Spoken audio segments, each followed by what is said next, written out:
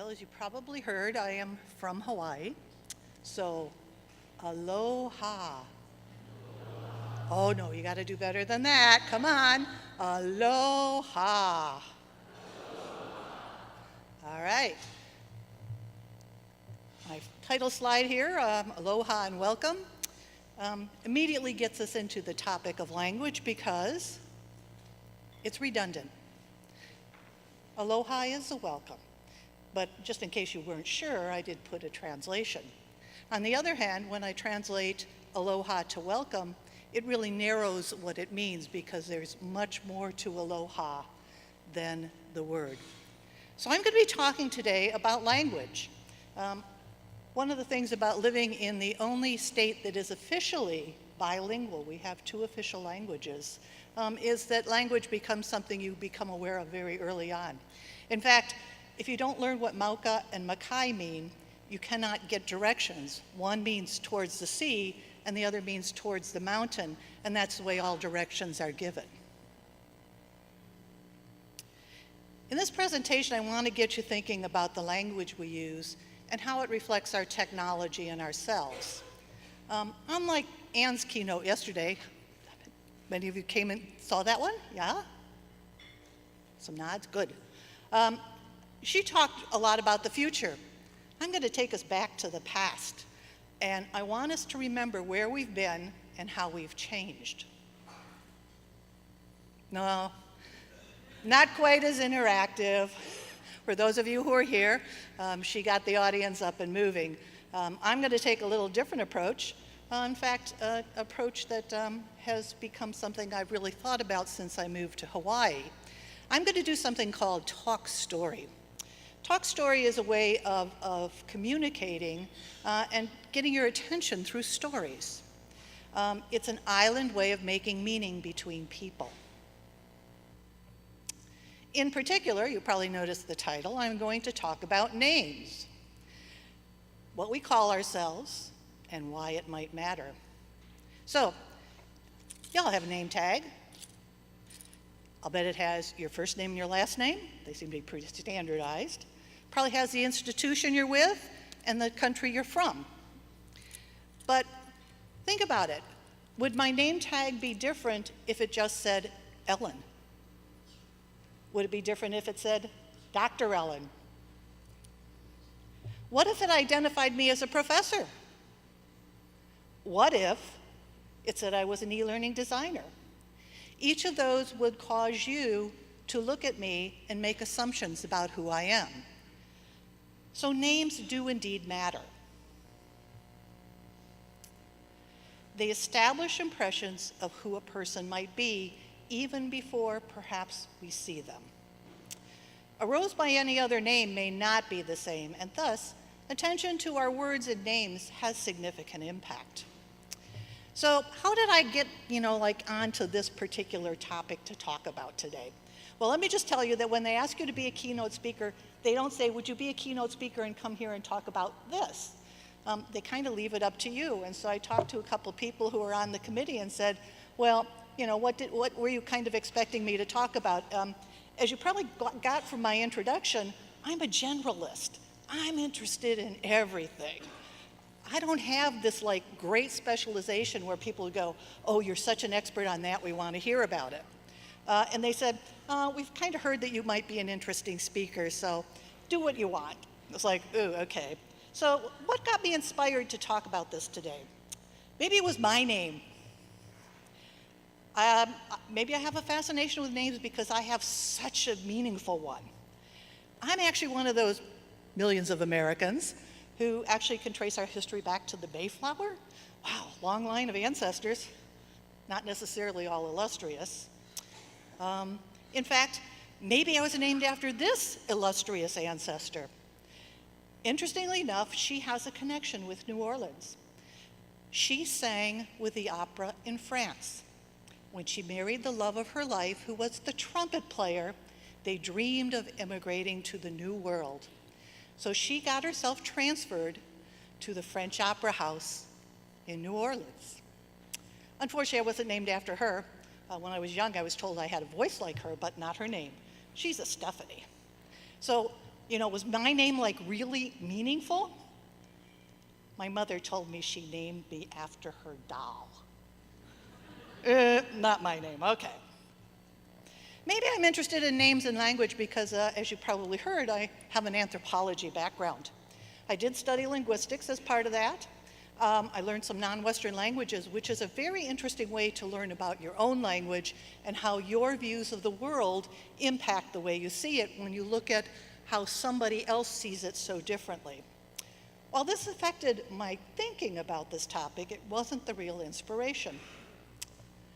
So it's a lot more mundane. My colleagues know that this year we renamed our department. We went through a name change. We went through all the political issues at a university to change our names.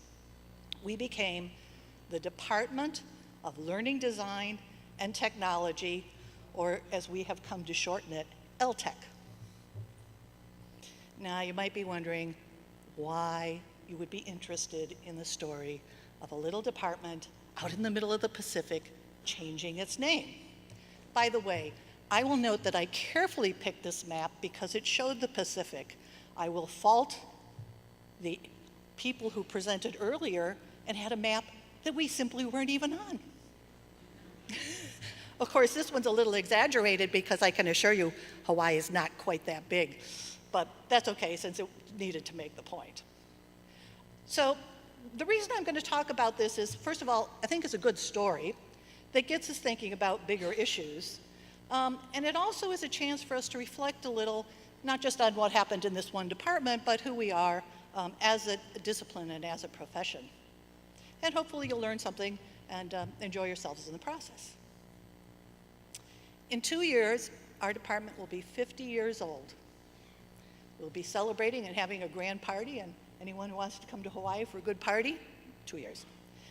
All right, in that time, we have had 4 different names. So let me tell you a little about that process. We began in 1965 as a graduate program within educational psychology. And many of you know that departments like mine are often embedded in other departments. And educational psychology makes a lot of sense because we're interested in learning and cognition in addition to technology. 1 year later, in 1966, we became the Department of Educational Communications.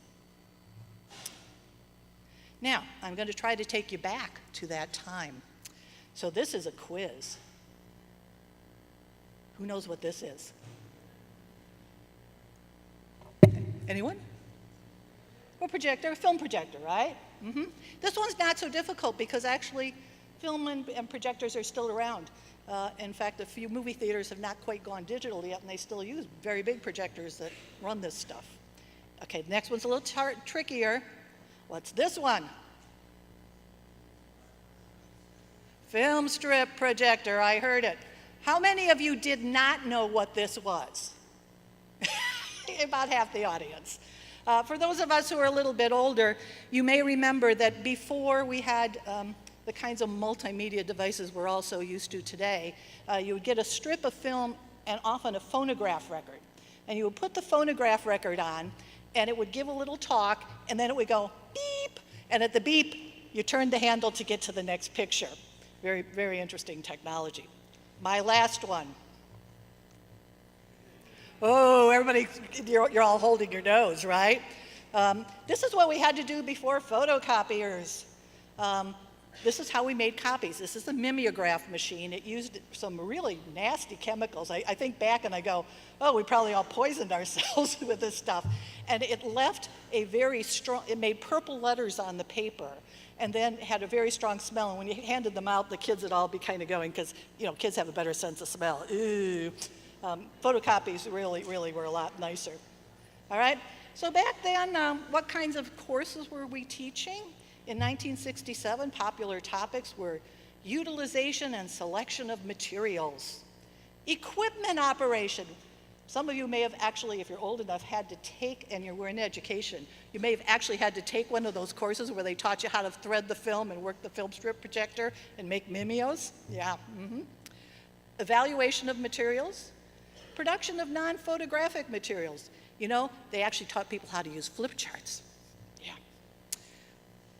Communication theory, history and philosophy of educational media, audio production, systems approaches, and photography. You learned how to work in the darkroom. The hot technology of the times, television. When I was in elementary school, we had one television for the whole school, and we were considered privileged. We forget that televisions were once an expensive technology. They were huge, they were big and bulky, and they were hard to move around. And so they were not common in schools, but they were considered a really interesting learning tool. In my department, back when it got started, they were instrumental in creating the first closed-circuit television station for the University of Hawaii. That station later became the state's educational television station, which most of you know is public broadcasting today, KHET, which signed on the air in 1966. Now, as we think about e-learning, one of the original major kinds of e-learning. How many of you are young enough to have watched Sesame Street as a child? Aha. How many of you are old enough like me that you first watched it with your own children? How many of you, in fact, are at that age where you not only saw it as a child, but you're now watching it with your own children? Oh, we got some of those too. Sesame Street premiered in 1969. We often tend to forget the power of this program, but today it reaches millions of viewers in 140 countries. That's pretty powerful e-learning. Not as interactive as some of the kinds we prefer to do today, but still makes a difference. Do any of you remember Channel 1 here in the United States? Any of you experienced that? Channel 1 was a commercial project that promised, because those televisions were still expensive, promised to bring televisions into your school as long as you made children watch their news broadcasts, which included commercials. Surprisingly enough, it was quite a successful model because schools couldn't afford the technology, and the televisions, once they were there, could be used for other things, but in the meantime, these commercials had a captive audience. But I'm getting off the story of telling you about our name changes, so let me go back to that. The field really started in particular as audiovisual, AV. At that time, in the National Education Association here in the United States, there was the Department of Audiovisual Instruction. They, in fact, started a professional association, which they decided in the early 1970s needed a new name. They wanted to get away from that AV thing because by now AV was sounding like a bunch of technical people who wheeled carts around the schools. They didn't want to be thought of as just those techies who, made the film projector work. So they decided they needed a new name. As with many things in professions, there was some argument about what to call the new organization. The Eastern US insisted that it had to have communications. California, always out there on the edge, insisted it needed to have technology. You can see the compromise, they just put in both. All right? In academia, names are often a challenge. We decided we wanted to be the Department of Educational Communications and Technology. We thought that hooking our star to technology was going to make us, in some ways, a more visible and important and impressive department. But interestingly enough, on the campus we ran into a problem. There was a dean who thought that technology equaled machinery. So let me digress once again and ask you, what do you think technology is? So let me give you some examples. If you do a search in Google Images to see what they think technology is, or at least their search engine does, you come up with these digital visions of the future. So technology is something out there. By contrast, if you do a search for machines, you end up with everyday objects like sewing machines, washing machines, and some old machines that I can't even tell you what they are. I, in fact, did another search in the Internet Archive book images. These are even older images. And when you ask them about technology, they're into gears and designs and patents. So in some sense, what you're beginning to see is technology is that thing that's magical and new. It doesn't fit necessarily with our everyday experience, but somehow seems like it will enhance and make it something different. So if we're going to become different, we probably need some different language to talk about it. But back to my story, the dean who thought that technology equaled machines. He gave in because he was reminded that one of the other deans came out of a department called Food Technology, and they did not study electric mixers. So we became the Department of Educational Communications and Technology. Of course, we had no sooner changed our name in the early 1970s than technology went through another one of those changes. How many of you worked on one of these? Oh yes, a handful of folks. The TRS-80, sometimes jokingly referred to as Trash 80, yeah. Any of you used Commodore PETs? Oh, some there. Now here's one that'll perhaps in different groups. How many of you used early Atari game systems, which came out a couple of years later? Oh, the gamers in the audience were already getting started, yes. All right? These came along and there was a lot of speculation about what these new technologies were going to do. But much like those televisions, they were expensive, they were hard to maintain, and for those of you who remember them, they weren't very user-friendly. Many of you may have used this one, Apple IIs. All those companies, in fact, made very, very major impacts on education because they wanted to practically give away their computers, only they weren't really giving them away. One of the things that's interesting is back then, one of the things that was taught was programming. How many of you learned to move a turtle around the screen? Yes. Now, I think it's interesting that we kind of have come full circle. We have things like Scratch today. And in fact, there are many calls saying that every child should learn to program. As someone who had to do this stuff back then, I'm not quite as convinced that every child needs to learn to program, but an interesting concept. So our department taught its first computer courses in 1980. We weren't like right out there on the leading edge. And by 1988, we had 2 tracks in our graduate program, one on design and development and the other on computer technology.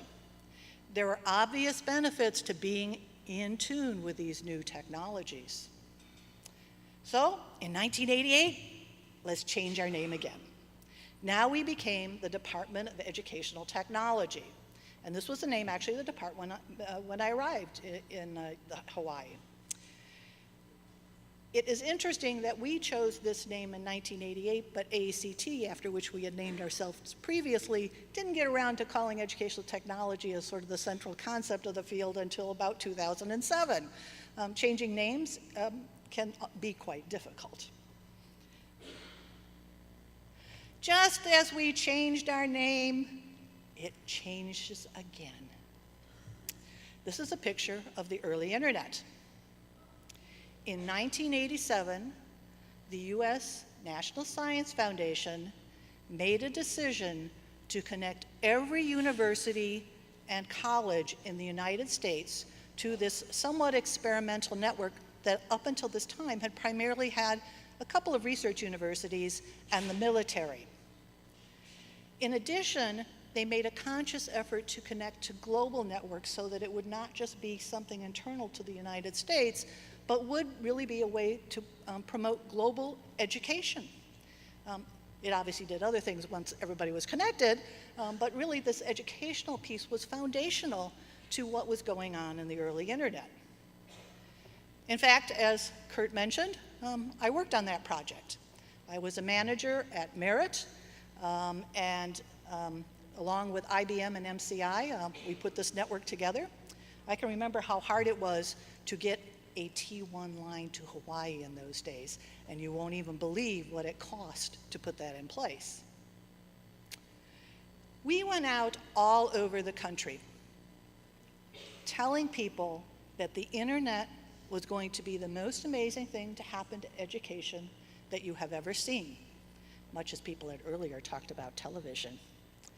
And most of the people said, "What are you talking about?" As Ann mentioned yesterday, any correct prediction of the future is unbelievable and often hard to place in context of where you are now.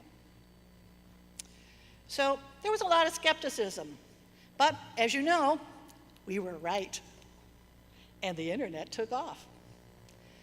By 1990, we have the World Wide Web, and then all the other amazing things that have developed there. Online communications, social networks, multimedia, streaming content, e-learning, gamification, virtual worlds, and interactive simulations. All things that make a difference potentially for education. And then things got even more interesting. Mobile devices. Now we can take our learning anywhere, anytime. Now, I want to acknowledge that there is still a digital divide, both in this country and elsewhere in the world. So as we have all these wonderful things, we still have to be thinking about how do we truly make it ubiquitous and not just for the few. But it's definitely many now, and hopefully someday it can be everyone. Through these new devices, we have increased potential for interactivity and multimedia, and increased engagement by the learners, particularly because now we have interactive instead of like Sesame Street where they're more passive viewers. While I've kind of emphasized the technology piece, there are some other things that were changing in this period as well. While we tend to be, many of us, techies who get excited about those new toys, I think that it's important to remember that at the same time, as we're looking at these changes in technology, there's been a re-emphasis from delivering instruction to focusing on the learner. And these new tools have given us the capability to reach more learners in different ways. We are able to get beyond reciting content to what Dave Merrill, a major instructional design expert, calls E3 learning: effective, efficient, and engaging environments. Social networks have allowed us to create much more social learning. And so we're no longer constrained by the physical environments of education. So as all those changes were happening, we look around. We admit we're not the guy on the leading edge, not us. But we also don't want to be the one who got left behind. So we want to be up there with the others. And last year, we began looking at our name because so many things have changed.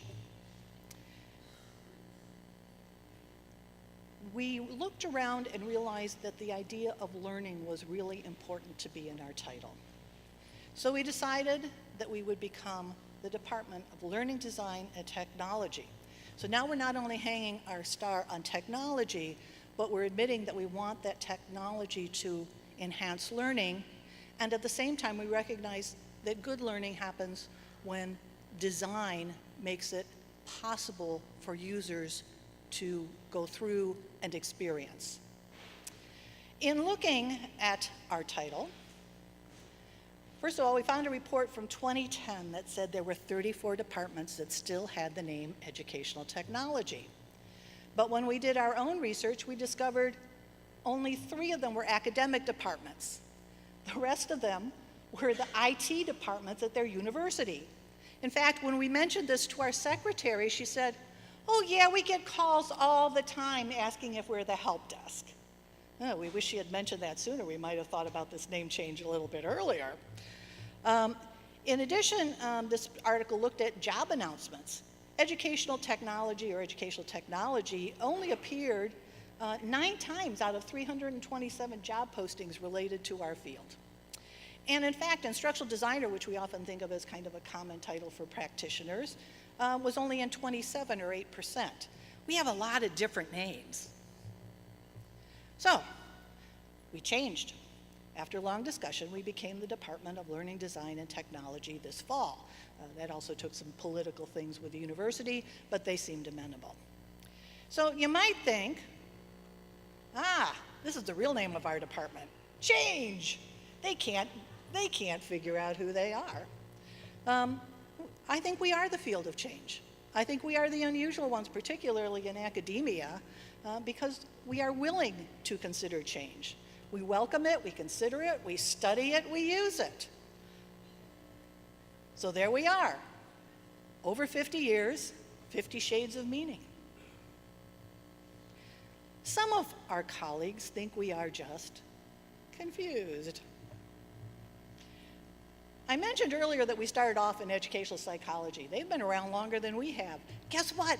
They've never changed their name. As far as they're concerned, the human brain hasn't changed in, tens of thousands of years, and there's really no reason for them to go in some new direction. When you think about it, most academic departments don't rename themselves. Who ever heard of renaming biology or chemistry, philosophy or sociology? Departments are more likely to die than change their name. Guess what? Food technology isn't around anymore. So some have suggested that we're definitely confused. We don't know who we are. We don't have any commonalities in terms of how we think. And interestingly enough, these debates about what we should call ourselves have become very public because the internet now allows them, instead of just happening within little academic communities, to be out there on the internet. So do we have an identity crisis? Do we have nothing in common? I'd like to think that you're all here because we have something in common and we know who we are. So think about it. Who are you? If you look at what happens in our field, it may sound like we're kind of confused, but I want to give you a linguistics perspective that suggests we are not. Language matters, and it creates our identities. And I believe that our identities are closely tied up with change, and the changes in our name, in fact, reflect our understanding that that is the way our world is going. But I will admit that sometimes confuses people.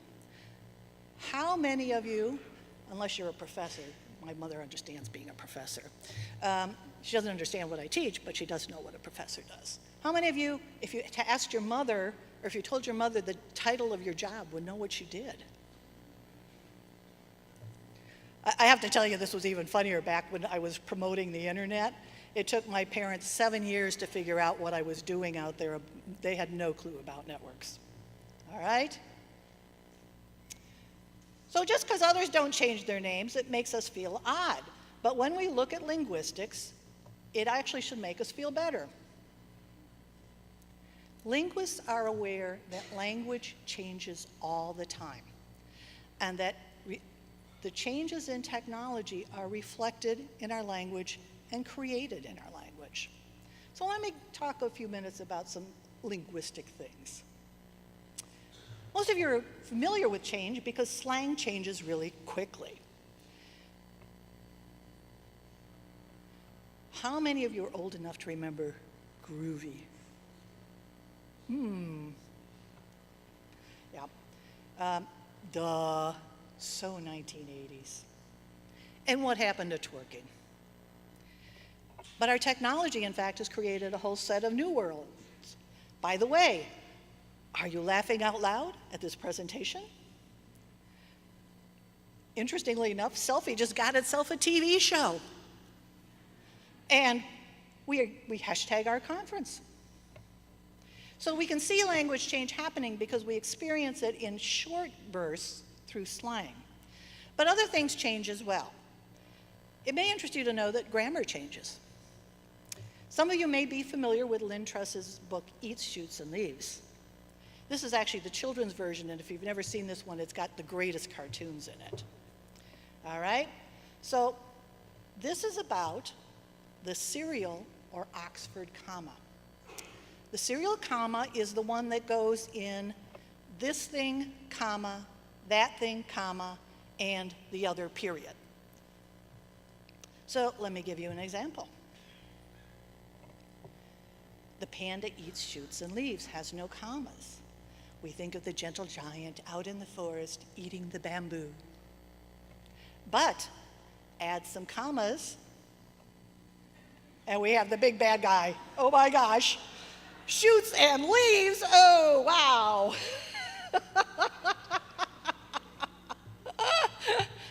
I don't want to run into this panda out on Bourbon Street, let me tell you. But one of the things that's interesting about the comma issue is that whether you think we should be using the serial comma or not often depends on when and where you went to school. Younger people do not feel that those commas are necessary. Many of you, if you're in academia, feel they are necessary because MLA and APA require them. However, as Curtis noted, I am a journalist. Associated Press says, you don't need all those junky commas. They just clutter up the page and context is enough. So what we think about as proper language often has more to do with kind of when we learned it than what is necessarily proper. And from a linguistic point of view, there is no proper. As long as we are communicating effectively, it's good language. Of course, sometimes when you leave out the commas, it can get you into trouble. If you are job hunting, please check your resume carefully. There's a number on the internet of things that talk about cooking and grandma that I didn't want to go quite there, but cooking dogs, okay. So language does change, but sometimes we do have to be a little careful about our expressions. Another way language changes is an obvious one if you think about it. We take words we've used in one way and use them in a different way. In this case, once again, context tells us, and we are able to communicate about what kind of clouds we're talking about. So they come into common usage. The old survives, but the new is still in being used as well. Now I want to tell you, I told you I was telling you a story, so I got to tell you a really interesting one. Technology has created problems in the way it's named for a very long time. How many of you knew that television comes from Greek and Latin? Really? It is a failure of etymological affinity. That means these two terms shouldn't be put together. And the classicists were appalled. They suggested that it showed that young people were not getting a proper education. Of course, it entered the language. Nobody thinks about where it came from, and not many kids study dead languages, so nobody cares anymore. And we went and saw television the other night and watched Monday Night Football in the bar, and never thinking about where the name came from. Television is no longer new and novel, and so it's just a part of everyday life, and we just kind of assume, yeah, you know, it's always kind of been that way. So language change, to some degree, is about pragmatism. It is about coming up with terms that we can find acceptable and allow us to communicate. And it's typically in the direction of useful, not necessarily proper. The language of technology isn't just about names, but it impacts the way we see ourselves as humans in the social world. Some of you may have read the book by Sherry Turkle that came out in the 80s called The Second Self. In it, she popularized the idea that thinking and language and technology were impacting the way we thought about how we presented ourselves in the social world. She even went further and said the way we see thinking machines gets us thinking about how we think. And we often use terms now that relate to thinking that actually are the way computers work and may or may not be the way the human brain does. When I think about worldview, I love the story of my grandmother. My grandmother was born at the end of the 19th century. She saw the first car come into her town. She lived long enough to see a man land on the moon. We think that technology changes us in many ways now, but imagine how different her life was and how magical technology was to a person who basically still did her wash in a tub, cooked on a stove that had wood, and if she wanted to get somewhere, either walked or took a horse. Our perceptions of technology are shaped by our experiences, and our experiences of technology shape our worldview. And all of these are impacted by language. We tend to think that new technologies change us dramatically. But you know, we're still human. They may extend our senses, they may allow us to do some things we haven't in the past, but in many ways we often keep doing the same things in new ways.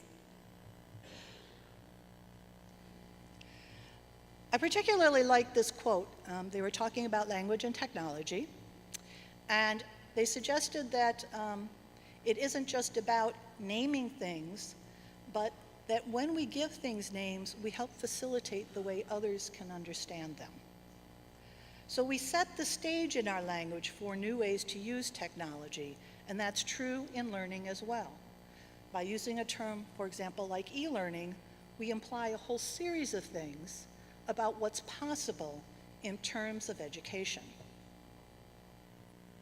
Those of us in academia don't use brand very much. It's kind of seen as that, commercial thing out there.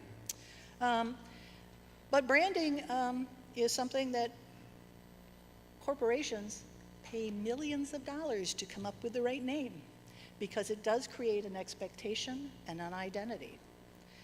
And so names do matter. Language shapes our perceptions of reality. It shapes our notions of identity as well. And it makes the abstract, in some sense, real and part of everyday life. So I thought I might suggest that linguistics might help us think differently about what happens when we change our names and what we might be contributing back to facilitating the ideas of using technology in education. You've probably heard that infamous story about the Eskimos and their hundreds of names for snow. It's a very well-known story. Most linguists will tell you it's not true. But that's okay, the myth persists. The idea is that because Eskimos have so much snow and it's such a major part of their environments, they've become experts in snow. The reality is that, in fact, there were issues with translating between Eskimo and English. There were issues in terms of what you call a name. And there's some sense that perhaps the anthropologist who came up with the story just liked it because it was a good story. But the bigger issue of the story is it does suggest that people who are experts are more likely to have more refined names for things. And as experts, we have the ability to help people understand better, because we do have words and we use those words and we put them back into society where they can have an impact in helping people understand better how do you use technology in education. But we aren't just about technology. I mentioned earlier that we've moved towards the word learning. So another place where our words can make a difference, and I like to think that changing our department name moved us in this direction, is helping people understand the social aspects of learning, increasing effective practices through emerging technologies. So when we move from just the technical to the learning, we add back to the vision of how technology can have an impact.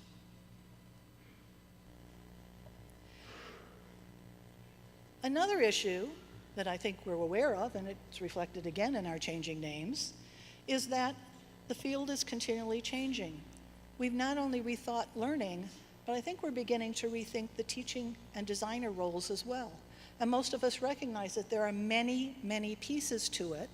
And part of the reason we may have many different names for our different parts of the profession is that there are people who specialize in some parts of these, but in fact, to be really good, you have to understand all of them. So let me just ask you here, how many of you have a title of instructional designer? Very good. How many of you think you do instructional design even if that's not what you're called? Yeah, some of you do that. Now, how many of you are in academia, so you're called like professors or one of those? Yeah, a lot of you. That makes it easier. As I said, my mother has no problem understanding that I'm a professor. That seems to make sense. How many of you are managers or administrators and have a management title? All right, so all of you have identities in part through that. But then it may be if you're called a professor, you're like me, and you're in learning design and technology, and your mother still goes, what? It's always very hard when you're on a train or a plane and you're sitting next to someone. They always ask you, what do you do? And you have to try to explain. But then when you explain, they actually get kind of excited because what we do is indeed exciting. Designing exciting learning, using all that cool technology, yeah, that must be a good thing to do. Finally, something that perhaps hasn't been thought about as much, there are a number of calls by educational researchers for more precise language to talk about the things that happen in education. So we could use a word like assessment. It's kind of a big category. We could use a word like engaging. That's pretty vague too. But I think one of the things that we do because of our close look at language and technology and learning is that we are beginning to invent terms and disseminate them in ways that are perhaps more precise and can ultimately affect research by helping researchers understand better what they are researching.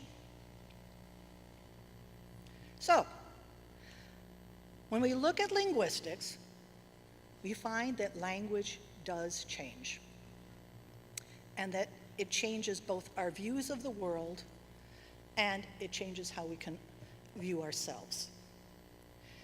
Whether such changes are seen as innovation or confusion may depend on your point of view and even when you were born. While academia may seem like a rather strict schoolmarm who doesn't appreciate change and is quite sure she knows what is proper, from our closer perspective on technological shifts, we seem to be the ones who actually are more able to deal with the way the real world is changing. From a linguistic point of view, there is nothing dysfunctional or dystopic about change in language. It's as normal as changing technology. Names do matter. Through words, we shape meaning, and we also can shape the way we see the world. So, returning to one of my original stories, you know those educational psychologists who never changed their names and are proud of that? We might reflect on that idea and instead say, they're the ones who are odd. We recognize that perceptions are colored by names, and those can be a positive thing.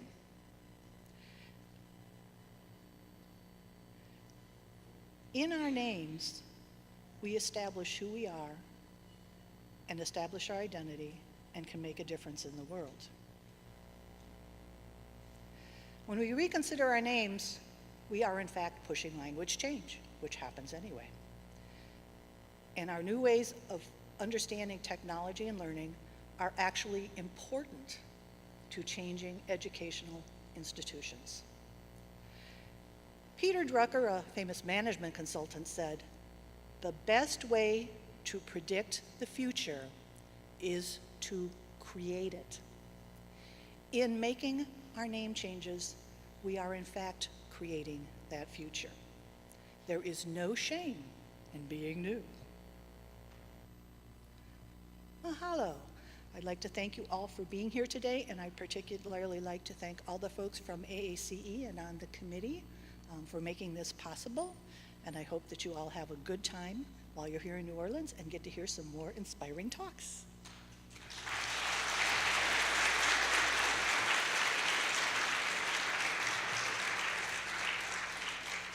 Off to your next sessions.